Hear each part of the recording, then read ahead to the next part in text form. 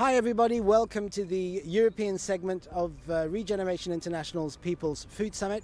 I'm Oliver Gardner and I'm speaking to you from France, from this wonderful permaculture garden here in the small city of Cahors in the Quercy.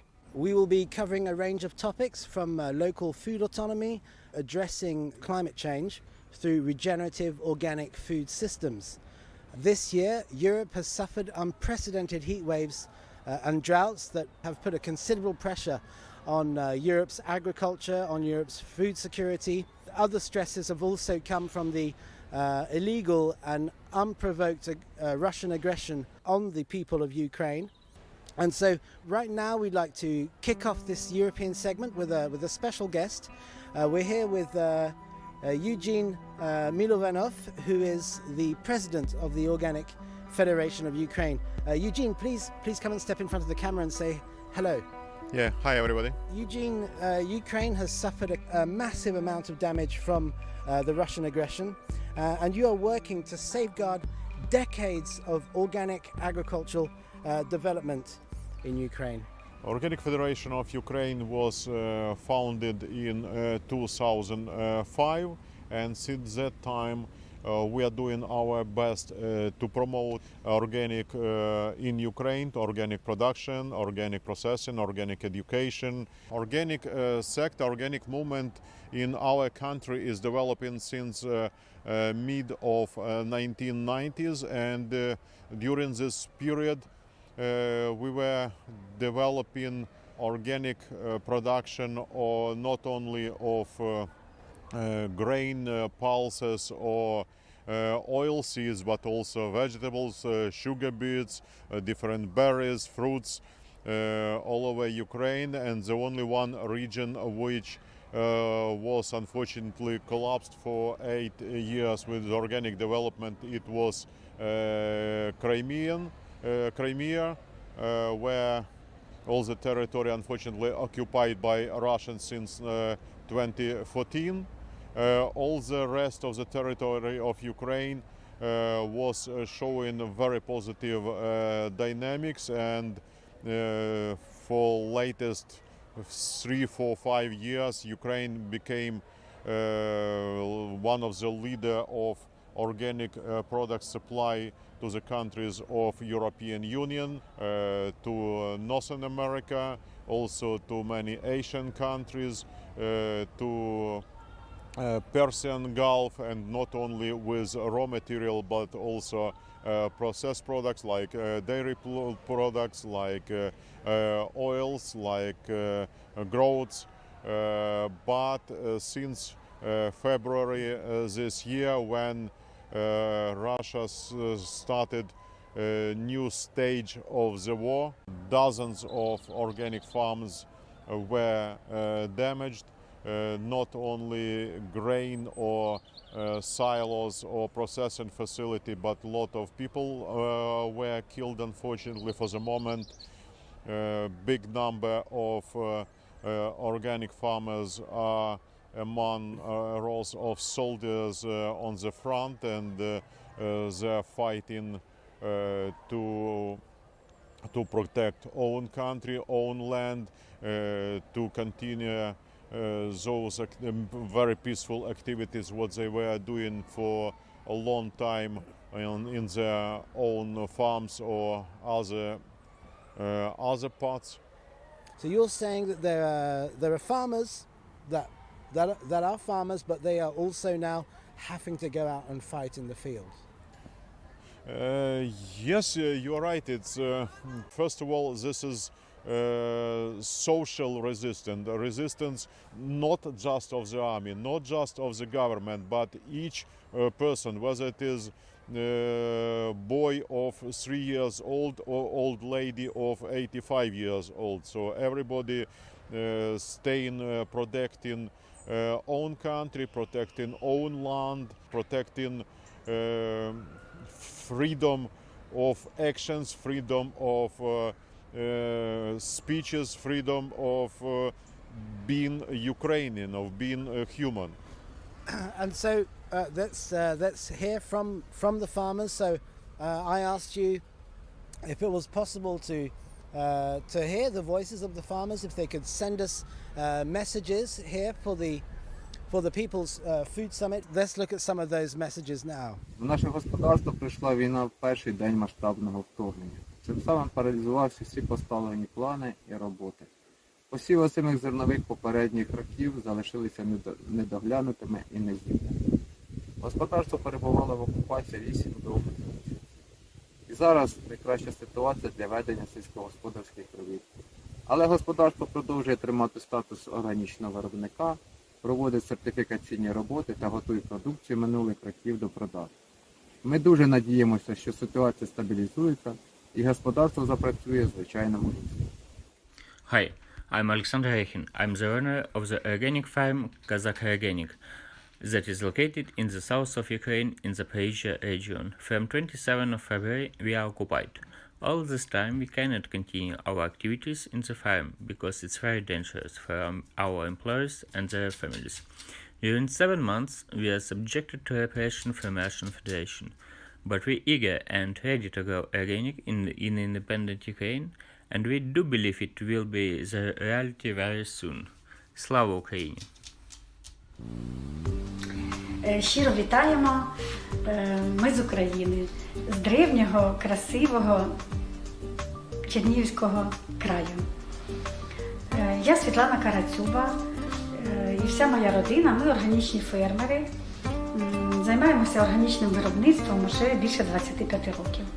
Маємо 2 органічні ферми.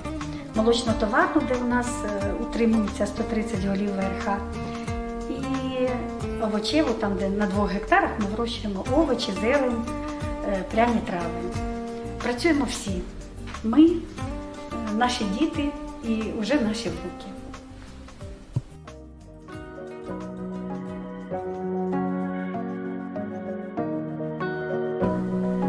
Коли в нашу країну прийшла війна, наше містечко одразу опинилося в глибокому тилу і в повній ізоляції. Мости були підірвані, зв'язок втрачений, люди залишилися без продуктів харчування, без ліків, без можливості кудись виїхати. Ми почали щодня розвозити молоко прямо з ферми і роздавати людям, щоб хоч якось підтримати їх в той час. Але з часом зникло пальне, і ми вирішили обладнати місце, куди б люди могли самі прийти і самі собі взяти молоко. Так виникла органічна майстерня, де й до цього часу ми проводимо навчання, співпрацюємо разом з переселенцями, які і на сьогодні живуть у нашому містечку. Ось так і виживаємо всі разом. Вивчаємо, що таке органічне виробництво, як бути здоровими, як виростити для себе овочі без хімії. Разом готуємося до зими, адже багатьом з них вже нема куди повертатися. Заготовляємо овочі, солимо, квасимо, сушимо, плануємо, хочемо випікати хліб. Працюємо всі 24/7. Воюємо на своєму фронті органічному. І дуже-дуже хочемо розвиватися далі.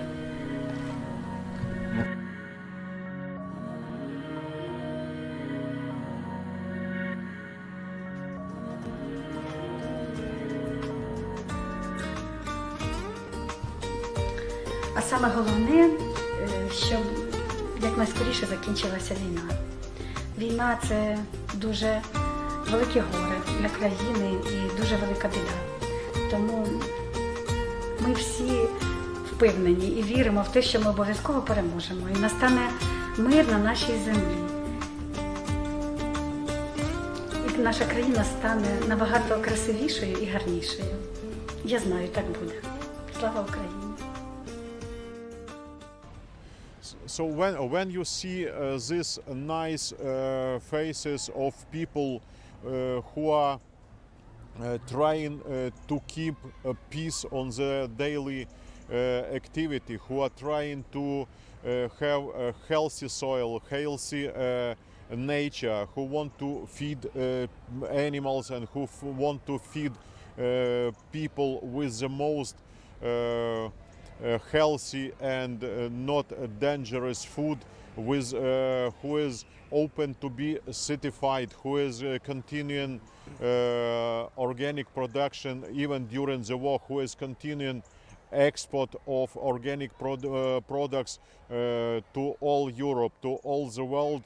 It is important to understand that we are not initiator of the war. We are not supporting the war, but at the same time we are resisting against Russian aggression, and we do our best. Ukrainians do their best to stop the war and not to give any chance to continue such kind of disaster in Ukraine anymore or in any part of Europe anymore. What's needed? What support is needed, and how can it be provided? Okay, first of all, we would like to say big thanks to our partners in many countries of Europe, of Asia, of Northern America, who is supporting Ukrainian organic movement. We do appreciate it, but at the same time, I would say that we would appreciate any kind of support of Organic Federation of Ukraine, of its members, of organic movement in our country, but it is, of course, not only financial support, but not less important support in the form of continuation of the cooperation, still keeping import of organic raw materials from Ukraine, organic final to consume products like dairy products or oils or growths or fruits or vegetables or berries. Also, we appreciate if you think about usage of organic fertilizers and organic inputs produced in Ukraine as certified as suitable for organic agriculture. It is important, of course, and it is crucial for our organic producers to develop cooperation with European and with international organic players to make deeper production, deeper processing for better integration of Ukrainian organic movement into international organic movement. Thank you, and we look forward to a rich collaboration between Regeneration International and the Organic Federation of Ukraine in looking at how we can do capacity building and knowledge exchange between our both networks. Thank you very much, Eugene. We're going to sign off now with some more videos coming from Ukraine, video messages from the farmers, and also videos of their own projects. Гончаренко, засновник, директор компанії Мольфар Еко. Навесні 2016 року виникла сама ідея створення цього проєкту. В асортименті 7 видів чаю Мольфар. В основі всіх лежить кипрій вузьколистий, його ще називають Іван-чай. Чай Мольфар, як і всі його інгредієнти, сертифіковані в органік-стандарті. Це значить, що всі трави, всі ягоди, фрукти, які ми використовуємо, вони сертифіковані як дикороси, які збираються в цих горах. Щодо процесу виробництва. Зібраний чай ми розкладаємо на горищі, підвялюємо, листя повинно віддати вологу. Потім ми його зносимо, загружаємо в апарат, який називається ролер. Далі ми їх складаємо в пластикові контейнери, там, де вони ферментуються. І при температурі близько 70 градусів листя сушиться. На проєкті всього працює 6 чоловік, 3 тут на виробництві і 3 в Києві. Якщо говорити про цінності бренду Мольфар, то це перш за все екологічність. Усучаснення традицій як форма звернення до нових поколінь. Я думаю, це можна назвати основною ідеєю такої нашої творчості, як виробника. Доброго дня. Євген Гончаренко, компанія Мольфар Еко, директор, засновник. Ми виробники українського органічного чаю Мольфар. Наше виробництво знаходиться в Карпатських горах. На сьогоднішній день компанія, нам вдалося виготовити запланований об'єм чаю. З початку війни основними нашими труднощами, з якими ми зіткнулися, це була дебіторська заборгованість, в зв'язку з якою було складно профінансувати власне виробництво, збір сировину і заробітну платню. Логістичні проблеми у нас були, згоріли у дистриб'юторів наших 2 склади з нашим чаєм під Києвом. І, в принципі, то теж організаційний був виклик, тому що я зараз знаходжусь як керівник в Збройних силах і підрулюю виробництвом з фронту. На сьогоднішній день всі наші заявки ми відвантажуємо згідно графіка, виробництво працює. Єдине, зараз треба буде його пакувати, не знаємо, як ми справимося з пакуванням. В принципі, якщо з нами розрахуються клієнти, то все буде добре. Дякую.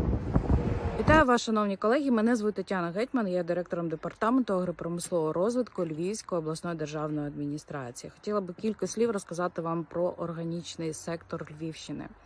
Загалом, станом на сьогоднішній день, в нашому регіоні працює понад 33 суб'єкти господарювання, які займаються вирощуванням органічної продукції. Всі вони працюють в сегменті рослинництва. Майже половина з них займається заготівлею дикоросів. Ми також маємо 2 органічні кооперативи. Це кооператив як бджола і кооператив Organic Garden. Ми підтримуємо наших органіків постійно, підтримуємо інформаційно, підтримуємо фінансово. Інформаційно ще 2 роки тому був розроблений разом з громадською організацією Екотера каталог органічної продукції, виробників органічної продукції Львівщини, і сьогодні триває його оновлення. Також відновив роботу ярмарок органічної продукції. Він щороку тепер буде відбуватися, буде проходити на Львівщині. Стосовно фінансового питання, Львівщина – єдина область, яка мала окрему програму підтримки органічних виробників до війни. В минулому році ми надали понад 600 тисяч гривень фінансової допомоги нашим виробникам. Відшкодовували ми вартість сертифікації і надавали дотацію на одиницю оброблюваних угідь в органічному секторі. В цьому році під час війни окремої програми не було, але Львівщина була єдиною областю, яка затвердила програму підтримки АПК на обласному рівні. З обласного бюджету було виділено 26,5 мільйонів гривень, які ми розподілили по 4 основних напрямах. Ми надавали пільгові кредити під 3% річних, ми відшкодовували відсотки за залученими кредитами, ми відшкодовували вартість високорепродуктивного насіння нішових культур, ми надавали дотації на корів. Органічні виробники могли користуватися кожним з тих напрямів. Ми і далі будемо підтримувати наших органічних виробників, тому що розуміємо, що це бізнес, який потребує великих інвестицій. Він потребує розвитку, тому хотіли би подякувати всім нашим органіків за їхню сміливість і побажати гармонійного розвитку. Добрий день, мене звати Анастасія Лихак, я представляю ПП Вікторія. Ми займаємося оптовою торгівлею органічними продуктами і фітопрепаратами. Також у нас є органічні магазини, перші в Україні магазини органічної продукції Натурбутік і сертифіковані датською міжнародною екопрограмою Грінкі екоготелі Maison Blanche. За час війни найбільше всього постраждав один з наших готелей. Це готель Maison Blanche в Бучанському районі. Він був повністю зруйнований від потрапляння в нього російського снаряду. Він повністю згорів.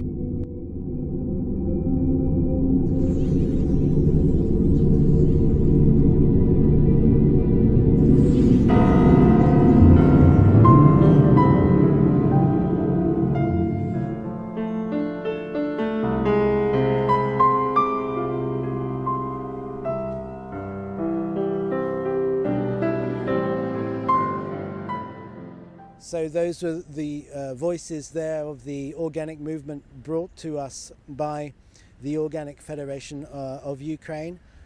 Now we're going to go on to our first PowerPoint presentation of this European segment of the People's Food Summit.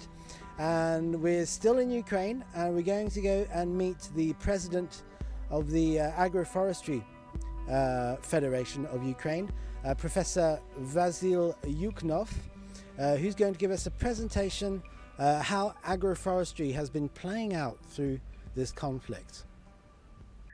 I am working at the National University of Life and Environmental Science of Ukraine, and I am professor of the Department of Forest Restoration and Forest Meliorations. So my professional area deals with forestry and agroforestry.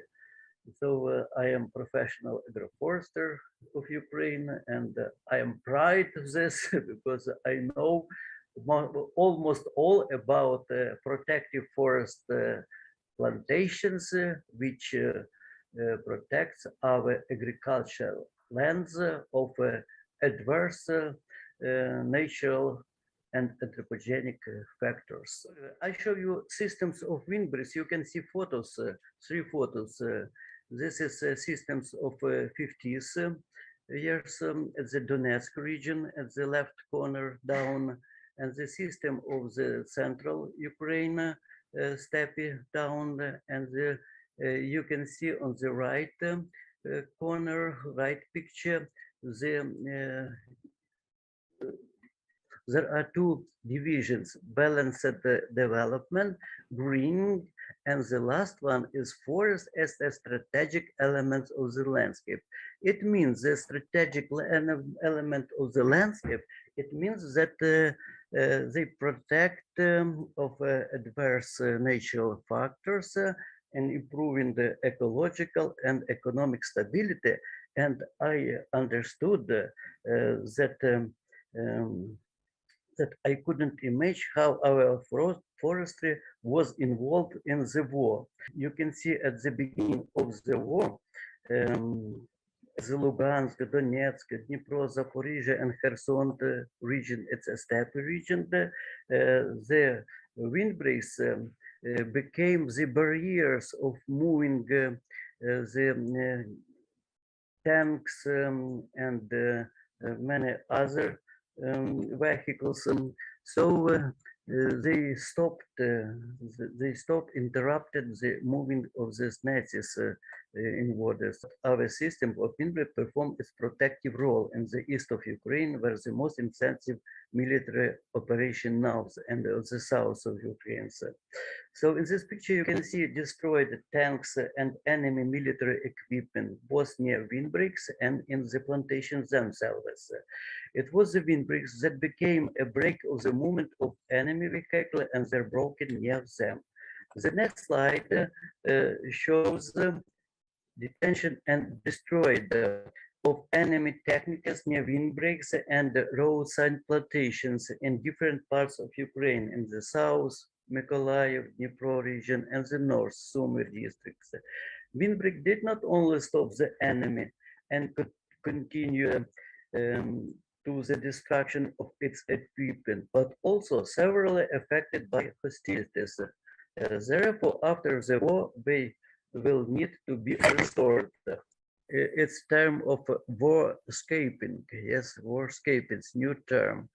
And this windbreaks, it's also protect the territory, and they are the places of location our troops and another one.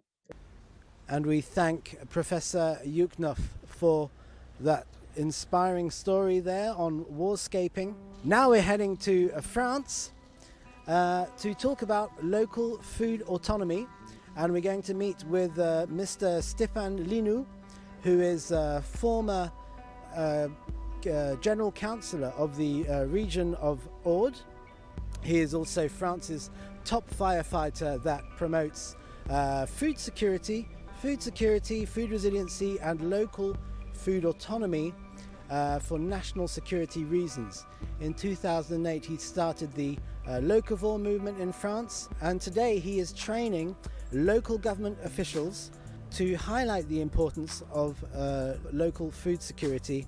And so I had the chance to follow Mr. Stéphane Linou with my camera on one of his local government training programs and also onto a public workshop given with Céline Basset, who works with Dr. Elaine Ingham, who you might be familiar with, and they make the connection between the gut microbiome and the territorial microbiome. So without further ado, let's dig into the subject.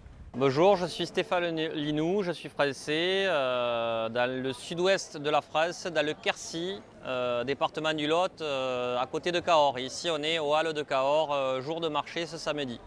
Alors, je promeus le plus vieux sujet du monde, c'est-à-dire le lien entre l'alimentation et la sécurité, et notamment montrer que produire et manger local, c'est une question de sécurité collective. Et aujourd'hui, les territoires de production ne sont plus les territoires de consommation et de transformation. Donc s'il y a un problème sur les chaînes d'approvisionnement, il y aurait des troubles à l'ordre public, c'est-à-dire des émeutes, parce que les gens ne sont plus sensibilisés au sujet, ne produisent plus leur nourriture à titre individuel, ne la stockent plus, ne la transforment plus, il n'y a pas de stock dans les collectivités locales. On se fournit pour à peu près 70% de notre consommation à travers les grandes surfaces, qui n'ont que 2 jours de stock. Nos agriculteurs autour de nous ont sacrément diminué et les seuls qui restent ne sont pas diversifiés, ils sont spécialisés. Et il n'y a pas non plus de stock alimentaire stratégique d'État et nous sommes devenus collectivement intolérants à la frustration. S'il y avait par exemple une cyberattaque sur la chaîne logistique de l'approvisionnement alimentaire, les gens se taperaient dessus parce que personne n'est préparé. Je travaille avec des élus, qu'ils soient locaux ou nationaux, des agriculteurs, des associations de consommateurs, des entreprises des cuisiniers, des cantines scolaires, tout ça, pour flécher la consommation vers des productions locales pour des raisons de sécurité. On peut essayer d'amener une réflexion au sein du conseil municipal. Et essayer de communiquer à mes collaborateurs dans ma commune. Notamment au niveau de la sécurité alimentaire sur nos territoires. Les journées de formation pour élus que je fais avec l'Institut supérieur des élus, c'est pour faire comprendre aux élus locaux et autres qu'en fait, la sécurité alimentaire, c'était une responsabilité des ancêtres des maires, au Moyen-Âge par exemple, qui était basée sur 4 sécurités. Sécurité extérieure, il fallait se protéger des envahisseurs. Sécurité sanitaire, les épidémies, tout ça. La sécurité, l'ordre public, avant qu'on invente l'ordre public au niveau national, mais également la sécurité alimentaire. Il devait toujours y avoir assez de nourriture dans l'enceinte de la ville. C'est pour ça qu'avait été créée la police des grains et la police de la viande. Donc en fait, on était des sociétés de pénurie. L'abondance était l'exception, contrairement à maintenant. Et en fait, le plus ancien couple de risques, c'était approvisionnement alimentaire et ordre public. C'est-à-dire que s'il n'y avait pas assez de nourriture stockée collectivement et que les gens ne produisaient pas assez de nourriture eux-mêmes avec leur jardin et compagnie, eh bien, les gens se tapaient dessus. Donc c'était des troubles à l'ordre public, donc c'était la sécurité, l'ancêtre de la sécurité intérieure au niveau local qui était menacé. Et au niveau national, au niveau des pays, c'est exactement la même chose maintenant, puisque c'est un sujet qui n'est même pas pensé. Donc du coup, j'ai fait une enquête au sein de l'armée, des syndicats agricoles, des gestionnaires des risques, historiens, géographes, diététiciennes, nutritionnistes. Et en fait, le plus vieux sujet du monde, c'est-à-dire le lien entre l'alimentation et la sécurité, n'est plus pensé ni par les gens, ni par les politiques. Donc en fait, je passe par la sécurité civile, c'est-à-dire le monde des pompiers, en gros, pour faire court, pour que dans chaque territoire, on prévoit cette question-là et qu'on s'organise. C'est-à-dire qu'on produise davantage, donc tant au niveau des potagers que des agriculteurs, qu'il y ait une augmentation des stocks, par exemple à la cantine, dans les magasins et tout ça, que les gens sachent cuisiner, de préserver les terres plutôt que de construire des supermarchés, enfin, tout ça, les semences, voilà, en fait se réapproprier cette question pour des raisons de sécurité, parce qu'en fait, toutes nos forces de sécurité seraient débordées si par exemple il y avait une cyberattaque sur la chaîne logistique de l'alimentation. Donc là on en revient au truc de c'est une question de sécurité collective que de produire bien, de consommer bien et de flécher sa consommation et d'avoir des stocks.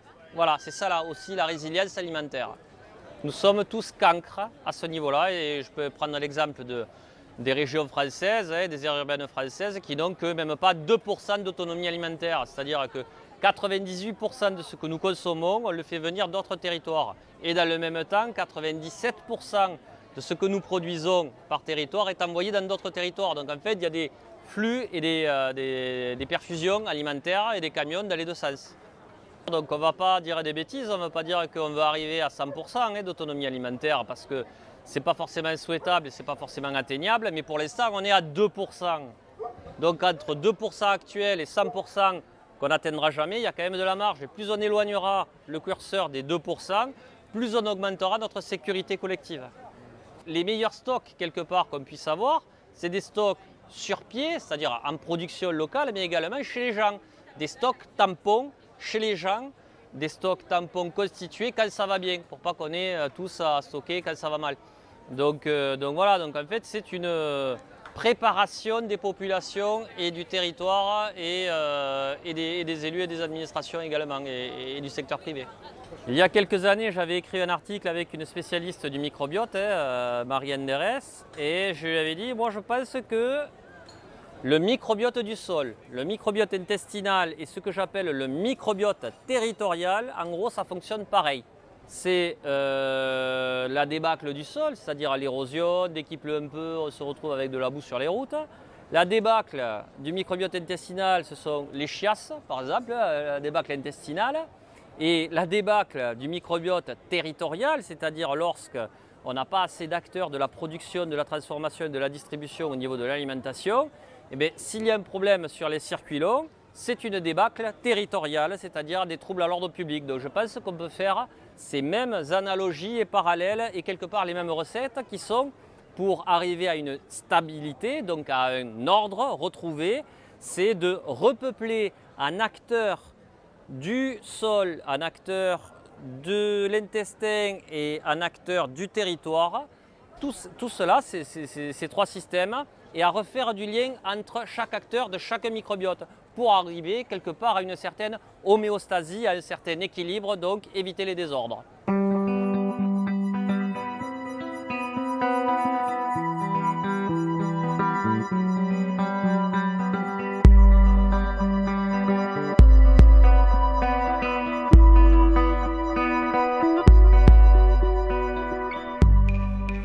Today we are in France, in the southwest part of the France, working with Stéphane Linou, and we're going to talk about food security and soil microbiota. On va essayer de vous faire comprendre pourquoi le ver de terre est le meilleur allié du militaire. Si le microbiote du sol est en bonne santé, mon microbiote intestinal sera en bonne santé, et nécessairement le microbiote territorial. So there is this link between gut microbiota, soil microbiota, and as well society microbiota.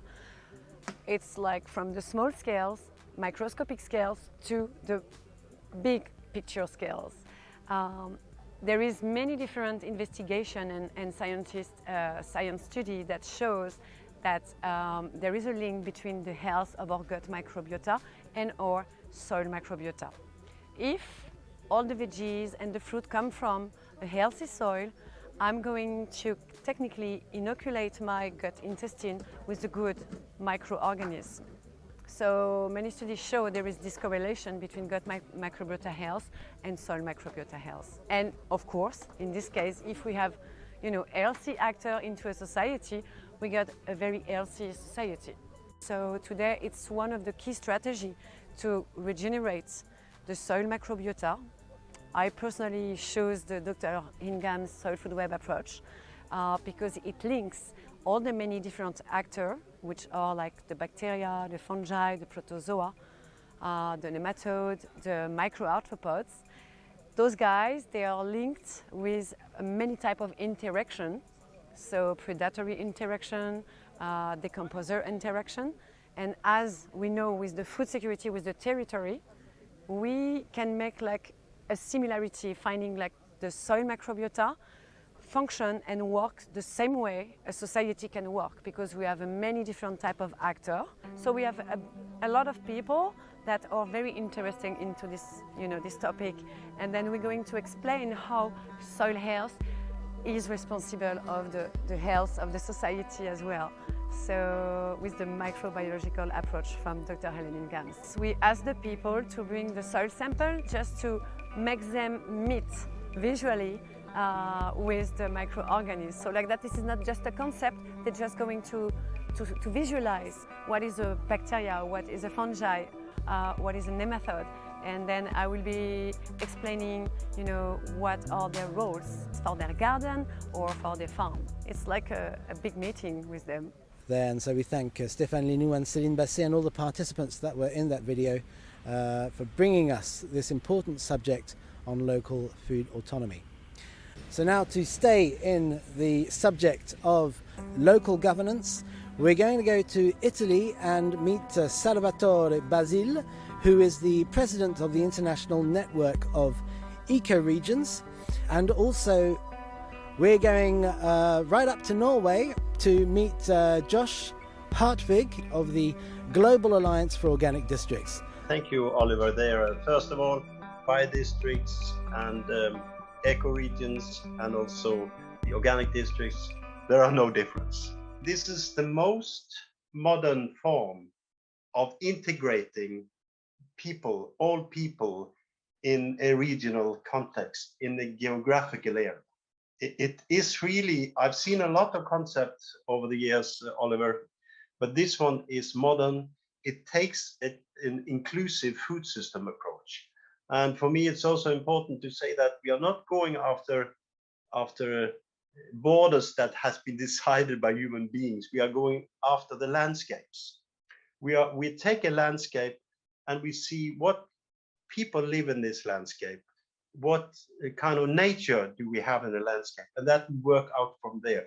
And I think this is a totally different approach from many other concepts, which is not totally inclusive and it's not talking about nature as such as landscape. So Salvatore, please fill in and give your views here. Justin is completely right. It's only a question of words, no? But the concept is the same. The ecoregion, or organic district, or biodistrict. In Europe now there is an official definition of biodistrict, or bioregiões in Portugal, for example. For that we means a territory where we have a pact, a formal agreement between the producers, the consumers, the public administrators, and the other stakeholders of a community for the sustainable management of a territory. Of course, on the basis of the organic agriculture, and in particular of the organic regenerative agriculture. And the biodistricts are concrete examples of the organic 3.0. So the organic for all, for the people. This is the most important word in biodistrict, the people, connection of all the people in a community, and in the general assembly of a biodistrict, we have all the different contributions from all the people, from the young people, from the women, from disadvantaged people. So all these persons can give a contribute for the development of a biodistrict. In this moment, I am in Cilento, no? That was the first biodistrict started 18 years ago. And in the last years, the European Commission decided to formalize this kind of methodology for the sustainable management of the territory. And this year was launched in a prize, and the European Commission Awards for the organic agriculture. And the biodistrict Cilento was the winner. So I think so it'd be great if you can show the video presentation of the Cilento made directly from the European Commission.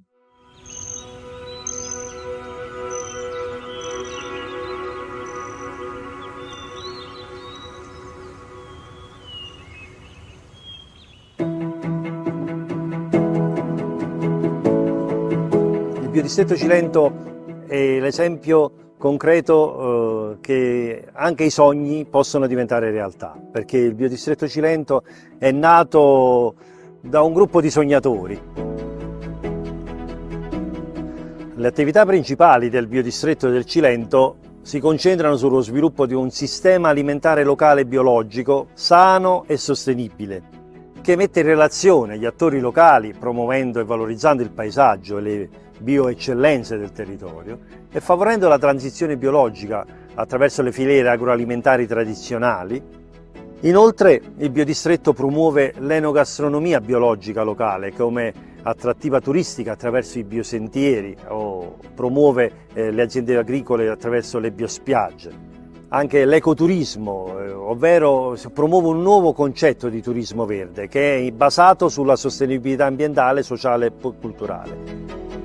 I comuni del biodistretto inoltre si impegnano ad avviare le mense pubbliche biologiche nelle scuole per dare cibo sano ai nostri figli, coinvolgendo una popolazione di circa 270.000 abitanti e ben 1.032 aziende agricole biologiche certificate, con una superficie agricola utilizzata di 13.749 ettari. Sono Emilio Buonomo e sono il presidente del biodistretto Cilento.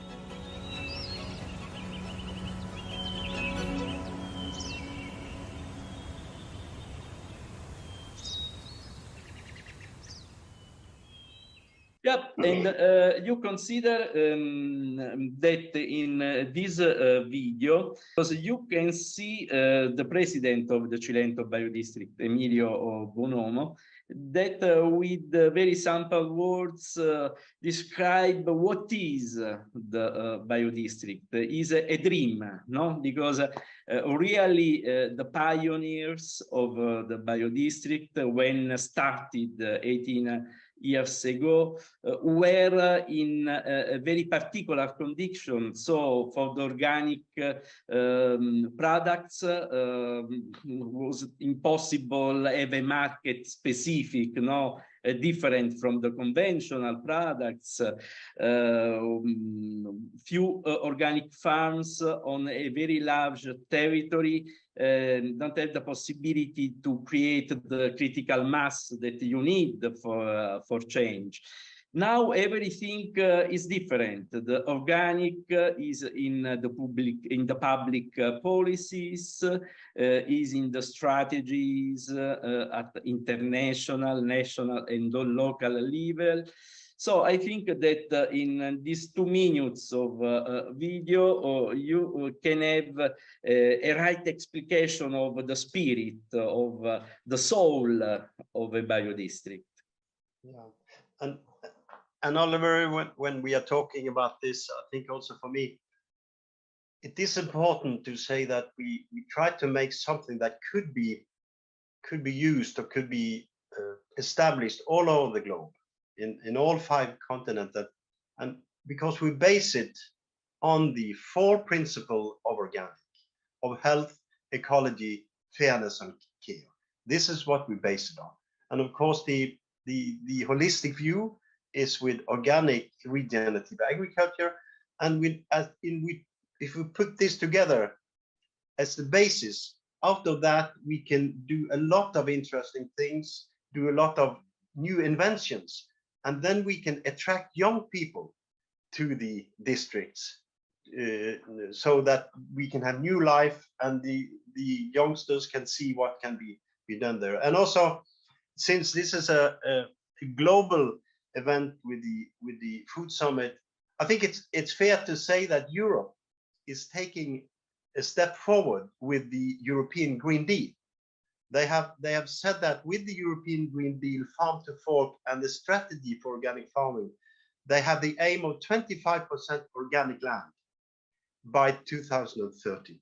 So I think they are, but one thing is to say this as a hope, as Salvatore say, this is a dream. We have to go in there. Like-minded people have to go in there and try to see this fulfilled. And I must also comment that, for example, in Norway, well, in Sweden, where I work now, there is an aim of 30% of organic land within 2030. And most importantly, an aim of 60% in public procurement of organic food. So I think this could be an inspiration to the rest of the world, but we need to do it, like-minded people, and we need help. What is very important is the involvement of all the sectors, because in a biodistrict you don't have sector. So you have people that have the normal life. So we have the mayor that normally is a producer to an organic farmer, is a consumer, is a tourist, because inside the biodistrict, what is important is the development of a new kind of ecotourism, very linked with the nature, slow, where you have the possibility to stay in contact with the people, with the families of the territory without stress. So you can spend all the time that you prefer, that you need for discover all the different aspects of a biodistrict. In this moment, we have 66 organic districts in Europe. And each biodistrict, each organic district is different from each other, but they have common elements, common ingredients. So one of these is, first of all, the involvement of the wool community. And you need a formal pact for the constitution of ecoregion, because you have to do attention that when change the you have the exchange of the politicians, no, after an election, for example, the project of the biodistrict go on, don't stop. And for that, you need formal documents recognized by the regional and the national authorities. In this way, the project, the original project, can go on. You can have new activities, new strategies, but the process is the same that you had when started with this experience. And as I told you, we have in Italy a biodistrict everywhere in all the regions. But what is very interesting now, I think, is listen from Jostein, the experience of the northern countries. Very, very interesting. So thank you, Salvatore, and I think that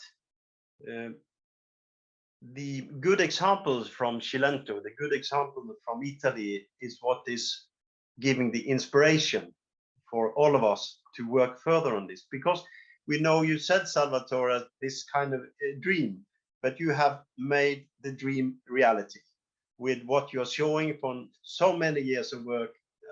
We have seen you working and we see the results. So this is why we go further with the organic district, bio districts, both in Europe and globally. So I may say a few words about some establishment in Northern Europe. This is first of all in Northern Norway, above the Arctic Circle, where we soon have very dark in the autumn, when we have 16th of October, when we have this World the People Summit. It will be fairly dark in the afternoon. So Nordland in the Arctic Circle in Norway, that is there lives about 250,000 people. It consists of 41 municipalities, and it's also interesting because most of this relates to the fisher families, the fishermen along the coast. Very little area, in fact, is agriculture, but they produce staple foods such as potatoes and so on.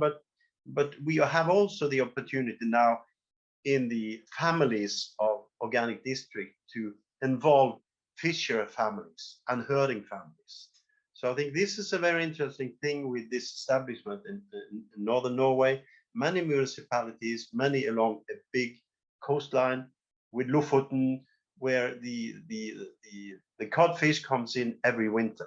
So I think this is a great concept, and we are very in the beginning here. Salvatore always supports us with input how we should do this to form a new biodistrict. So we hope in 2024, the main city, Bodø in Nordland, is the European City of Culture.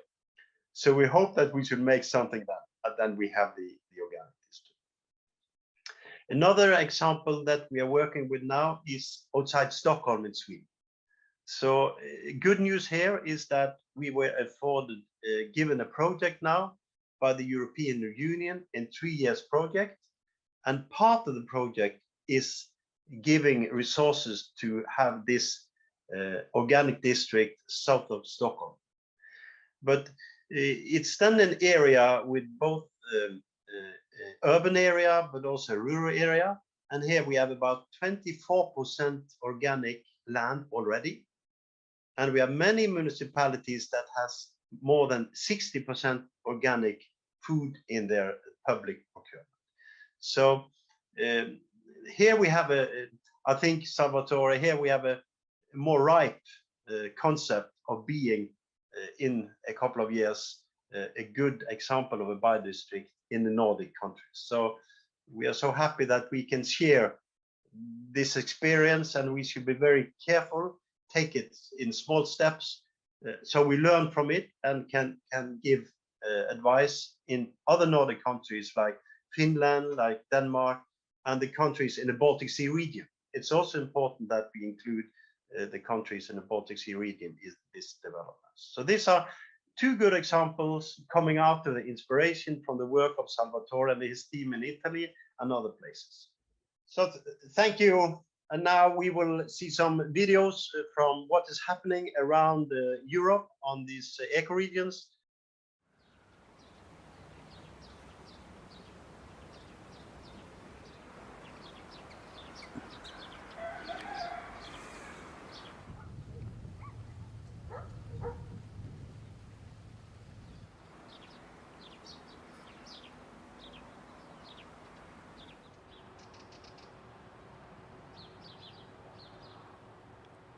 Quan la Serra de Tramuntana va ser declarada Patrimoni Mundial per la UNESCO, ens varen posar d'acord les institucions polítiques per crear un consorci. Aquest consorci, la base, som les institucions dels seus òrgans de decisió. Dins dels òrgans de decisió del Consorci de la Serra de Tramuntana estan implicats els 20 municipis que formen part de la Serra de Tramuntana, no només administracions de tots els estrats, sinó que també tota la població, des de la societat civil fins a les empreses agràries que fan feina a la Serra de Tramuntana. Perquè el que creiem és que si és patrimoni mundial, la Serra de Tramuntana, si el paisatge cultural de la Serra de Tramuntana és patrimoni mundial, és gràcies a tot allò que l'ésser humà ha fet per poder ser aquest paisatge cultural, per poder transformar aquesta bellesa natural en una bellesa que a més sigui habitable.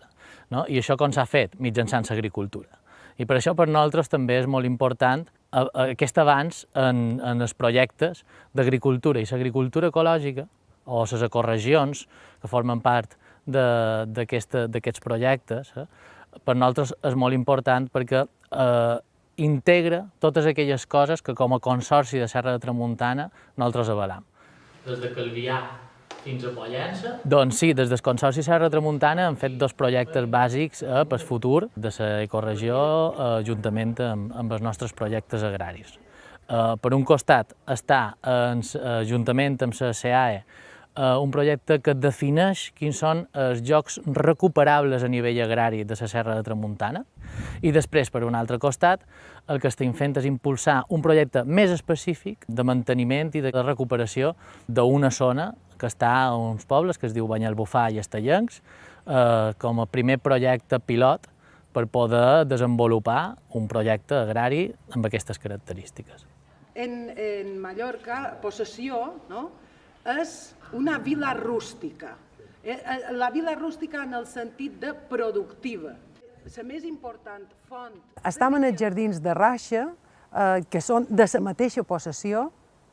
Raixa és una finca agrària que té uns orígens medievals, però que el que podem observar a l'actualitat és producte d'un gran projecte il·lustrat que va finançar i va impulsar un cardenal de Mallorca, que nomia Antoni Despuig i Dameto, que va viatjar, va fer el gran tour a Itàlia, a França, a Espanya, per incorporar tots els aspectes més innovadors a nivell científic, a nivell productiu i també a nivell artístic. Aquest gran projecte se va concretar en 3 línies. Una era millorar la productivitat de Raixa. Segona, introduir, elaborar, construir un paisatge que fos a la vegada productiu, però també un paisatge estètic. I, en tercer lloc, introduir l'art que llavors era a Europa representava l'alt nivell cultural, que era el neoclàssic. I això ho va poder el Manco projectar a partir d'un element molt important, que era l'aigua.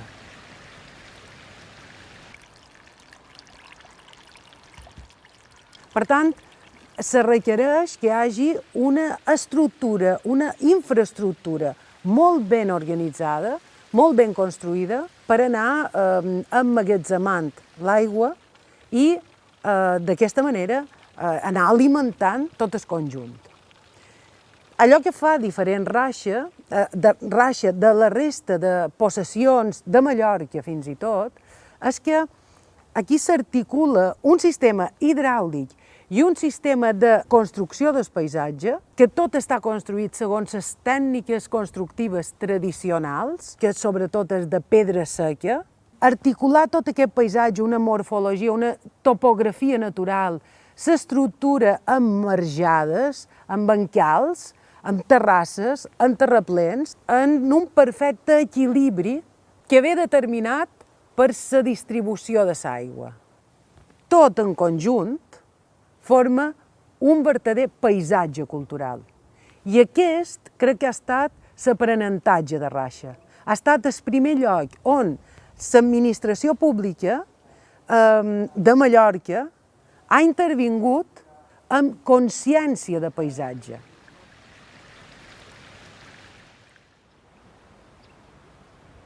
La finca pública de Gatsó la va comprar l'Ajuntament de Calvià 2006. Des de llavors és d'ús públic i l'Ajuntament de Calvià ha tingut tota una sèrie de projectes per la finca. Abans, en el segle IX, quasi tot era olivar, després va haver una reconversió a principi del segle XX i se va posar molt garrover i ametlerar. I després tenim un relicte d'unes 4 hectàrees que se diu Sot dels Tarongers, que és a part que hi ha uns molins hidràulics que sí que és de regadiu. Se diu Sot dels Tarongers perquè pràcticament són bancals de cítrics i de fruiters. El que vos contava, la finca, o sigui, el pla operatiu que té l'Ajuntament és la conservació d'aquesta vessant agrícola. Per això ha fet un contracte que se diu reservat per entitats d'iniciativa social per dur l'explotació agrària i la conservació i el manteniment de la part tradicional de l'explotació, que ha duit a la finca a tenir aquest caràcter i tradicions del paisatge, i mantenir així el paisatge que està vinculat. Aquesta és una línia important. I després, una tercera molt més ambiciosa és poder convertir tot això que sigui un centre de referència en temes d'educació ambiental, d'agricultura y todo lo que envolta dins la finca. En el último año hemos estado trabajando en torno a la idea de los turismos de proximidad. De lo que se trataría es de pensar cómo reorganizamos la actividad turística de forma mayoritaria en torno a la proximidad. Cómo el turismo puede ser usado como un vehículo para facilitar la mejora del bienestar, de la salud, del desarrollo personal, de las capacidades de la población local, al servicio de las necesidades de la gente que vive en un territorio y que puede organizar actividades de ocio, actividades de recreación, de entretenimiento.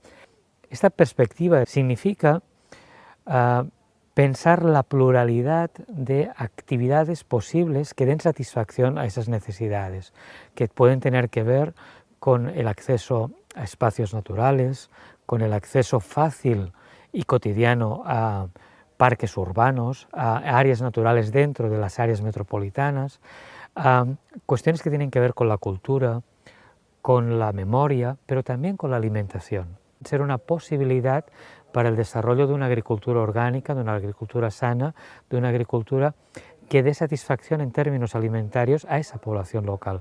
Y ahí se puede producir un espacio de sinergia, de retroalimentación entre las necesidades de ocio, de conocimiento, de esparcimiento, de estar al aire libre de la población local, con al mismo tiempo la posibilidad de fidelizar consumidores en torno a un producto que conoce, un producto sano, un producto que puede visitarlo y que además lo conoce, se lo lleva y establece vínculos de confianza con ese productor. Y esa relación entre un turismo de proximidad con producción alimentaria, con una gastronomía, con un paisaje y con una agricultura orgánica en definitiva, puede conectar culturalmente y socialmente poblaciones que han vivido demasiado tiempo de espaldas unas con otras. Y lo que necesitamos es reconectarlas.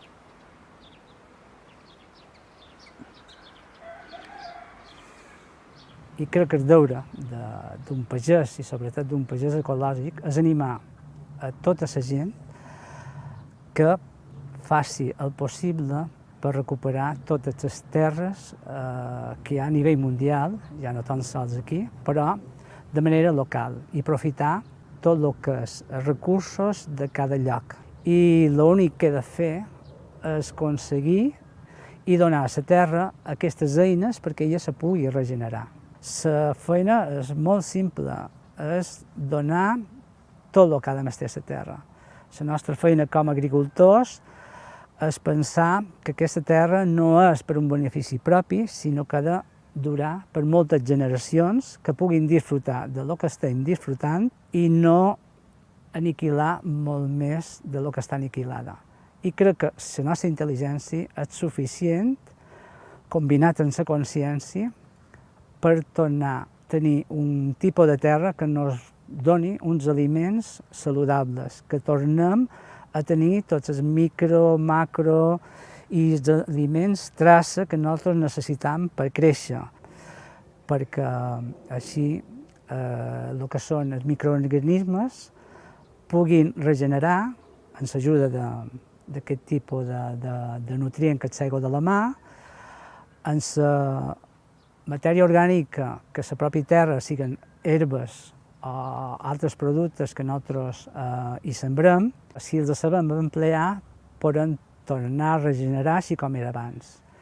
Llavors, el que s'ha de mestre també és una gran biodiversitat, perquè les plantes, quan es creten els seus exsudants, favoreixen també la microbiologia i ens ajuden també a degradar i a regenerar aquesta matèria que se transforma en nutrients. I puguem aconseguir massa vegetal per consumir o per integrar una altra vegada a la terra. Sempre hem de procurar tenir el que és la terra coberta, en què siga en matèria orgànica prèviament capolada o bé en sembres, perquè no hi ha activitat microbiana que no hi hagi arrels. Les arrels, per lo que és la part edàfica i la part superior de la terra, és el fonamental perquè hi hagi una activitat i uns cicles que puguin activar durant cada moment de l'any tot el que puguen sembrar a tota la vegetació que hi neix.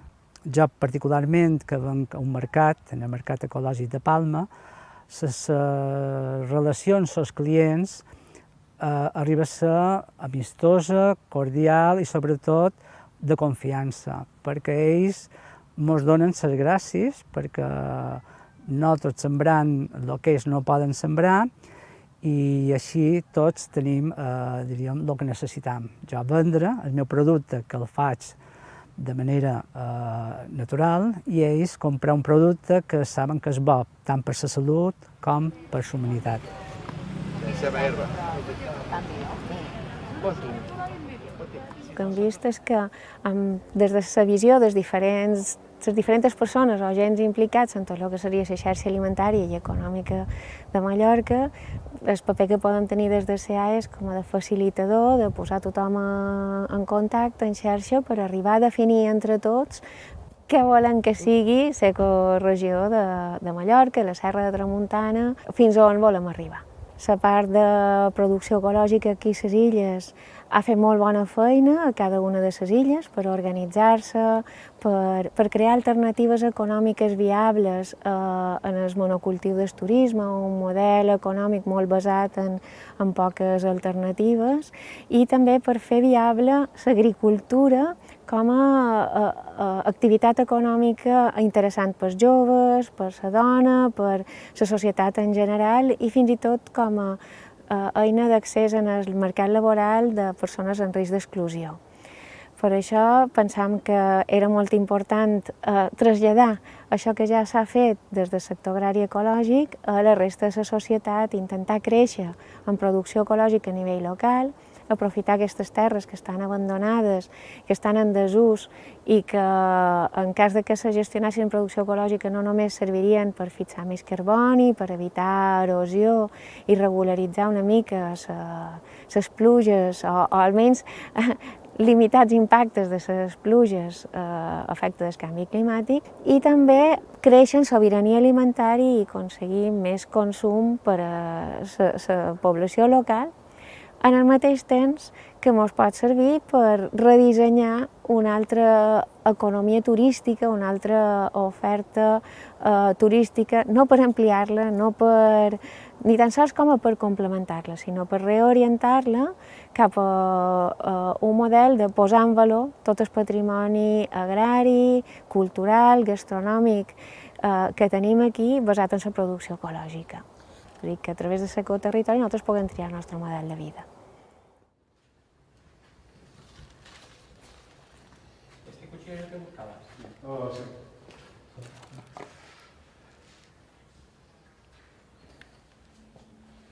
Qué presentación más chula, ¿eh?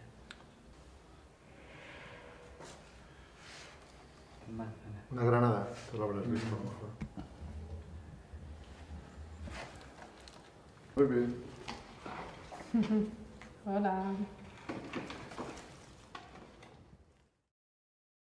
Noite de lua cheia, também quero ir à malha, que lindo depois da ceia, e as cachorras na eira e a noite de lua cheia. Yahai, yahai, yahai, yahai, yahai, yahai, yahai. O que existe numa biorregião em Itália, em França ou em Espanha ou outro país da Ásia, o que possa aparecer, é a mesma metodologia que vamos apresentar em Portugal.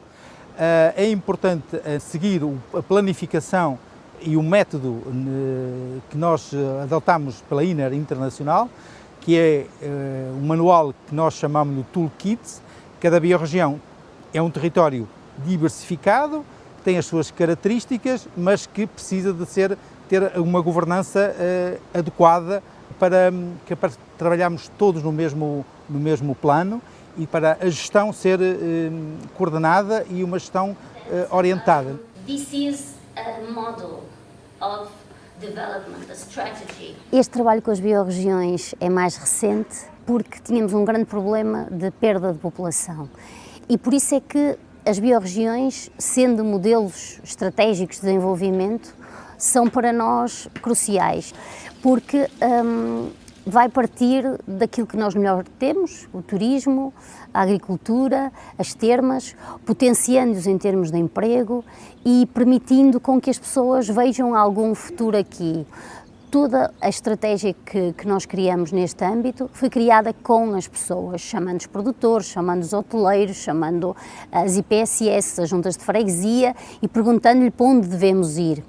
E toda a gente chegou à conclusão que uma biorregião, um plano conjunto, seria benéfico para todo o território e iria permitir que as pessoas não só vendessem melhor os seus produtos, como quem viesse para cá tivesse uma alimentação mais saudável, que se começassem a produzir alimentos que não prejudicassem o ambiente e conseguindo assim também melhorar a saúde das pessoas.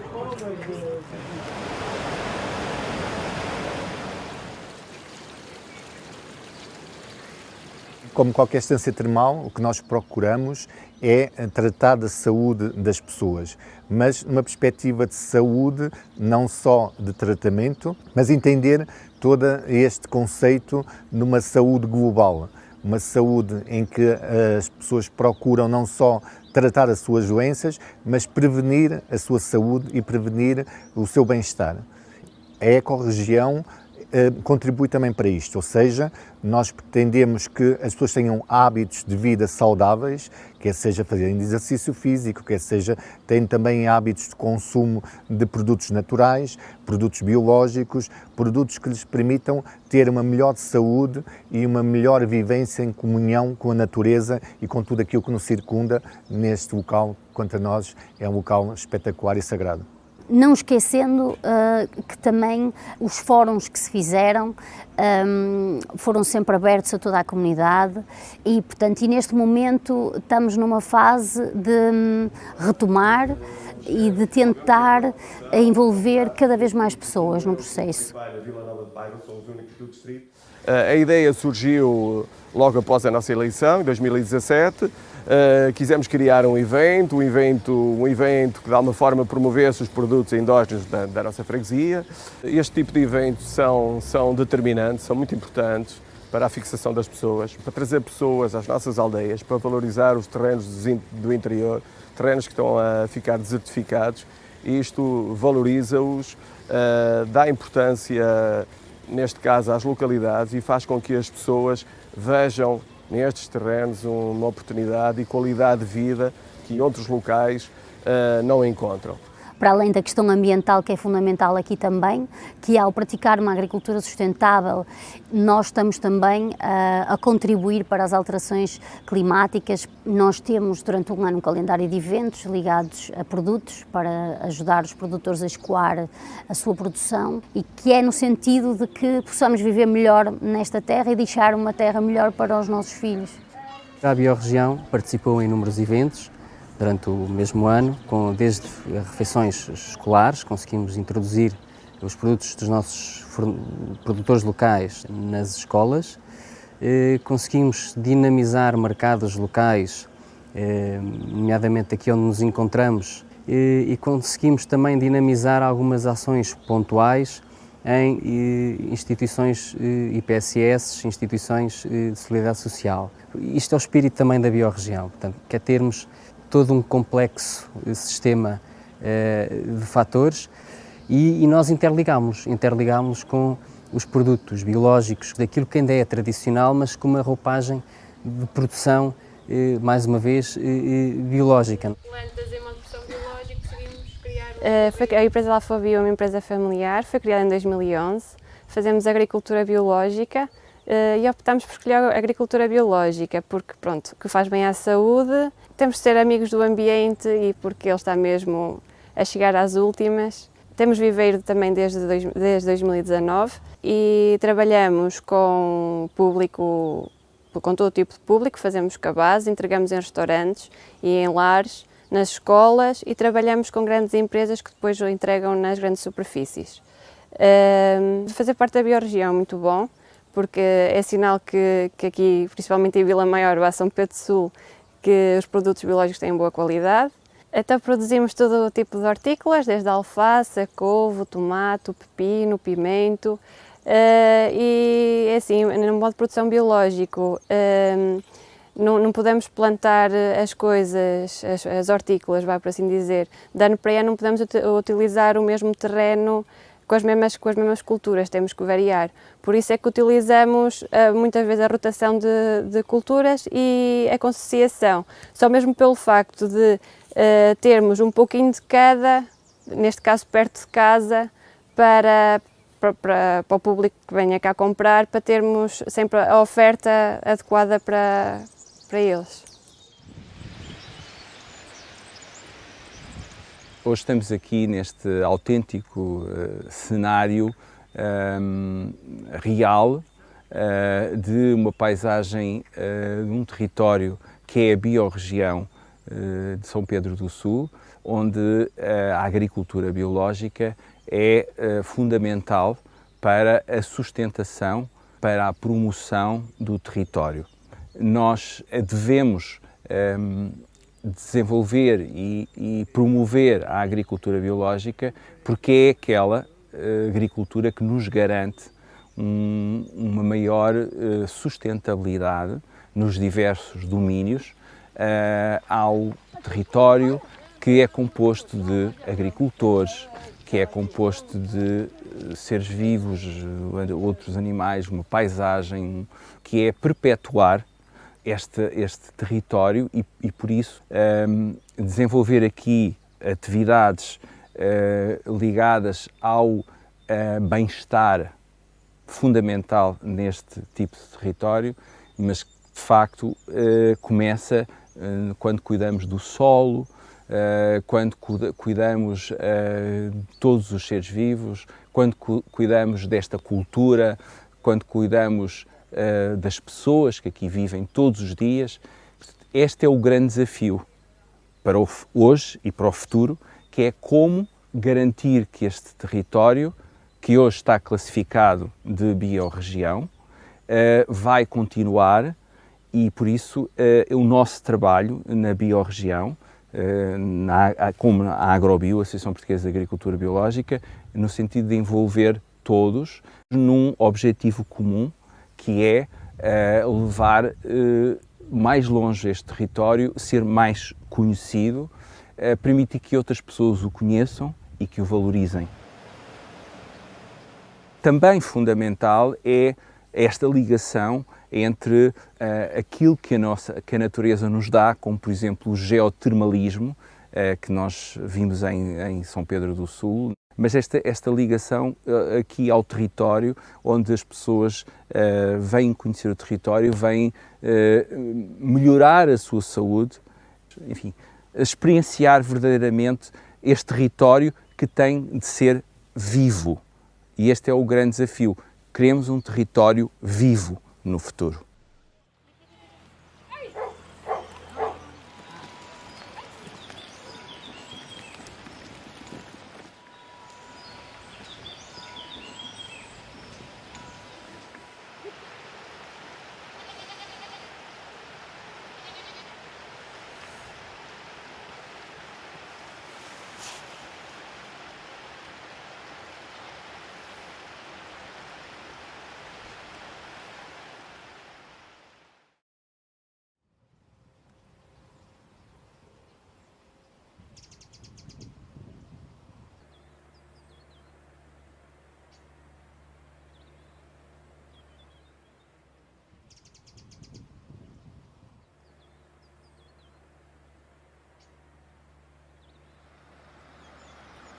Interview.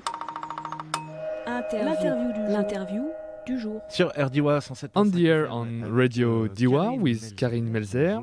Hello. Hello. Est-ce que tu peux nous rappeler ce qu'est BioValley? Can you remind us what is BioValley?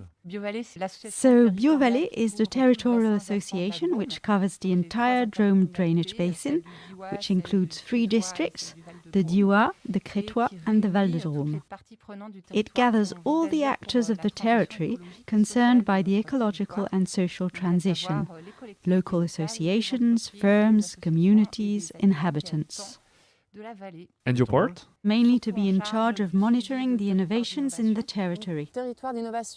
A territory of innovation is in fact a major state program within an investment program for the future, and the aim is for the area to suggest territorial innovations in line with an ecological transition. In our BioValley territory, we wanted to combine different dimensions of the transition, and therefore we have an axis around agriculture and food, an axis around mobility, an axis around energies, and then an important axis which is the collecting and transmission of knowledge, particularly the transition in rural areas. For instance, about the agriculture and food dimension, we aim at 80% of organic and local food in school catering. And we also want to impact other kinds of collective catering, such as in old age homes, firms, etc. Finally, we have to take into account biodiversity by developing plantations of hedges. We have set up a whole program of planting fruit trees, which is also a way to involve the inhabitants. And it's also a way of joining them on food issues, because where fruit trees are concerned, food autonomy is concerned too. We have a district which is very representative of everything that can be done at a national level. Today, organic farming in our district represents a little more than 1,000 organic farms, which makes us, in terms of number, almost the first department of France. Then, concerning outlets, we have a lot of well-developed commercial circuits, distribution centers, wholesale facilities, specialist wholesalers, and we also have direct selling with specialized networks, such as Biocoop, Biomonde, and others. Nowadays, many farmers develop their own stores with the help of the GAB, that is the Organic Farmers Group. Which means that today all sorts of chains supply food. Our aim is to keep a balance between these different structures. The idea is to show what field work really is, and the range of possibilities around agriculture, and how, above all, we manage to keep virtuous circles. It is important to show all this to citizens through tourism, and particularly agrotourism. I have been elected for 6 years on my territory, which unfortunately is not part of the BioVallée. And today I acknowledge that other territories might become biodistricts. This could allow maybe the development of more ambitious projects and more representative of what the Drômois territory really is. From soil to breeding, from woods to landscapes, it is a very rich territory, and today there is a need to organize it in a more efficient and strategic way from my point of view. On the mobility axis, the challenge is to develop decarbonated mobility. But then, being in a rural area, we need vehicles. We must see how to share them more. Perhaps also move towards hydrogen mobility. We have actors in the territory who are working on this dimension. Our aim is also quite simply to deliver information on the modes of transportation and thus facilitate changes in the practices of inhabitants. I am the manager of Dromolib, a mobility agency in rural areas. It is an association promoting eco-mobility to reduce our car dependency. With the support of the Comcom, particularly the Val de Drôme Comcom, the idea is to find how to help people change their habits and be ready to use new ways to reduce our car dependency. More than 70% of trips are made by private car. Half these trips are made over short distances, ranging from 1 to 3 kilometers. These are trips that can be very easily done otherwise, by bicycle for instance. So we're going to give the information to the inhabitants and make them change their habits in daily life. We have started to work around 4 themes. First, an entertainment project, including initiation workshops, producing ideas from different actors' experience. The second theme is about helping communities, associations, firms, by studying travels between homes and workplaces, aiming at reducing car dependency. We are also a training organization for eco-driving. Sometimes we have no choice but to take a car. The issue is how we can reduce our fuel consumption and then gradually be in an eco-mobility approach. Finally, we also have initiatives concerning the rental of electrically assisted bicycles. For 20 euros, residents can test whether the purchase of an electrically assisted bicycle meets their requirements. On the energy dimension, we have two inputs. First, to reduce energy consumption on the territory, possibly in a big program of renovation of the buildings. Second, to improve the local production by green energy operators with the aim of reaching autonomy within a few years. Acoprev is a power station created in 2018 in Valdequin at the initiative of the mayors. The main purpose, at first, was to produce local, renewable power to supply the needs of the 6 villages. The idea was to work on short circuits of electricity with a formula called collective self-consumption. It followed a new regulation from 2015. And from 2017, we worked on this subject. With European projects, we have studied the mechanism, the regulations, the economy, the operating mode, etc. The plant, which is there behind us, is one of the first plants that we put in place and which directly supplies voluntary self-consumers. Today there are 38 self-consumers which are partly supplied by this plant. And since, by ministerial decree, we can exchange this electricity or share this electricity over a distance of 20 kilometers in rural areas, we can provide about 20% of the needs of the 38 self-consumers, and we intend to continue developing this so as to be able to answer half of the needs of half of the inhabitants of the 6 villages. An ambitious project, but we are going to take it step by step. The second passion of Acoprev is actually hydrogen. We developed a project, zero emissions in rural areas. The idea is to speed up the movement so that hydrogen can reach rural areas.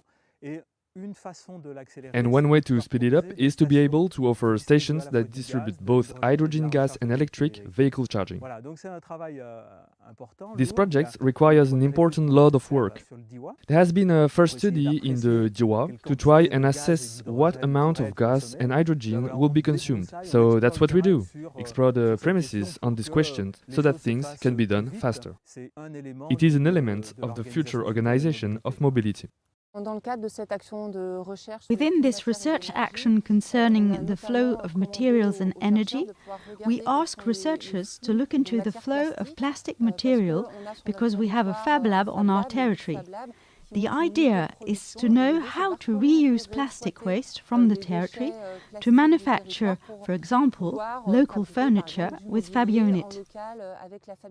This unit works on experiments and innovations with the aim of spreading its knowledge to other Fab Labs in the area. As for the transmission axis, production and dissemination of knowledge, we have started to work with the local media, and we have set up a radio broadcast program produced by the 2 local radios at the rate of 1 broadcast every week with different inputs. Within these radio broadcasts, we also want to give more impact to precise actions, events carried by the various actors of the territory around these questions of ecological and social transition, and around all these issues such as taking part and evolving in our ways of deciding and acting together. It has been about 30 years since we started implementing experiments and innovations in the field of agriculture, food, energy, mobility, waste. So we believe that we also have a part in centralizing our experiences and all the work that has been carried out for years, so as to be able to model them and also to transmit them to other territories that want to engage in this type of ecological and social transition. The BioValley Association is above all the actors of the territory. Our part is to identify, to liven up and to promote these initiatives, to create desire, to make them known and to spread these initiatives. The idea is really to act with all the actors of the territory, whether they are members or not of our association. And what matters to us is to go little by little towards as many actors as possible on the territory, taking part in this ecological and social transition which seems desirable for our territory and for the future. These are all the issues that we will have to manage in the years to come.